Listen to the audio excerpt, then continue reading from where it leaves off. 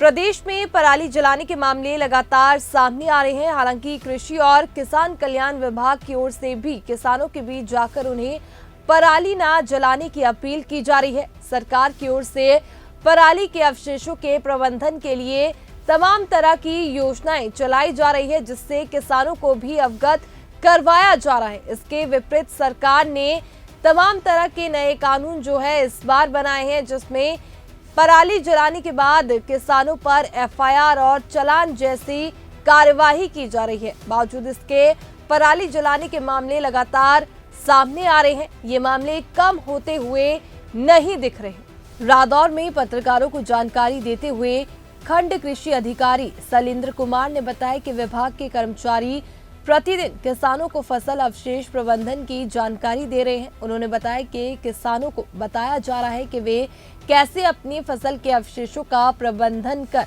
न केवल पर्यावरण को प्रदूषित होने से बचा सकते हैं, बल्कि सरकार भी फसल अवशेष प्रबंधन करने वाले किसान को प्रति एकड़ 1000 रुपए की राशि प्रोत्साहन के रूप में दे रही है। जो किसान फसल अवशेषों में आग लगा रहे हैं, उनके खिलाफ न केवल मामला दर्ज करवाया जा रहा है और सरकार के आदेशानुसार ऐसे किसान कृषि क्षेत्र में सरकार से मिलने वाले अनुदानों व सब्सिडी के पात्र भी नहीं होंगे।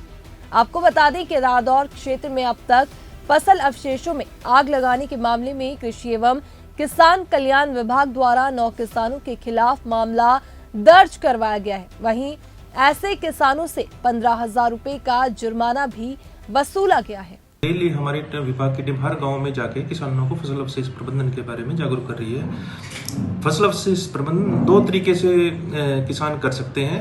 एक्सी2 क्रॉप रेजिड्यू मैनेजमेंट, जैसे आप बंडल बना के स्ट्रा बेलर से फसल अवशेष को खेत से बाहर निकाल देते हैं, और इसी तरह in situ crop residue management. In situ crop residue management में क्या है, हम मल्चर चॉपर से उस मल्चर चॉप लगा के उसके बाद एमबी प्लो से फसल अवशेष को जमीन में मिला देते हैं। इसी तरह एक सुपर सीडर मशीन है।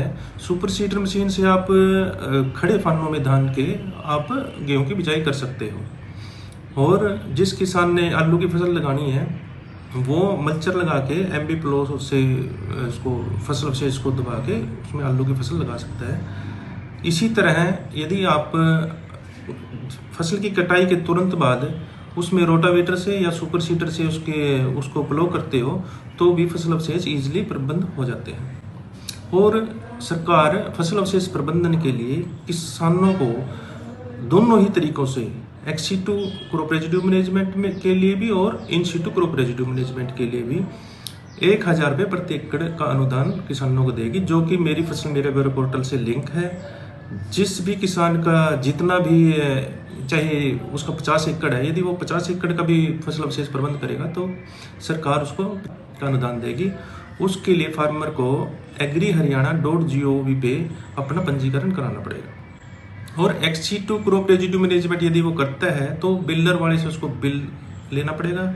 यदि in situ crop residue management करता है, उस केस में किसानों को फसल अवशेषों को जमीन में मिलाते हुए नोट कैम से लोकेशन के साथ फोटो लेनी है और वो हमें बाद में फॉर्म के साथ जमा करानी है। सर, यदि कोई किसान, जैसे हमारे पास हर सैटेलाइट से लोकेशन आ जाती हैं, हमने AFL जो हमारे पास प्राप्त हुई थी 2 किसानों के खिलाफ, एक सतगोली गांव में और एक घिलोर गांव में, वो FIR भी करवाई है।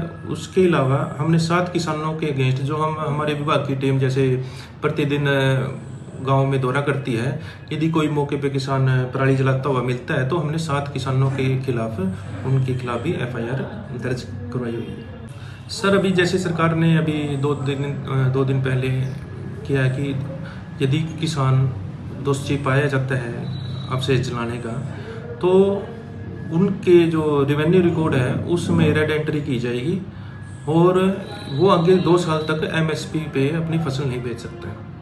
दूसरा, जो सरकार की जो सुविधाएं हैं, जो भी हमारा बीज पे अनुदान आता है, जो भी हमारे सरकार जैसे 1000 रुपये पर एकड़ का अनुदान है, तो जो हमारे विभाग की जो भी सब्सिडी है, जो अनुदान है, तो वो भी उसका पात्र नहीं रहता।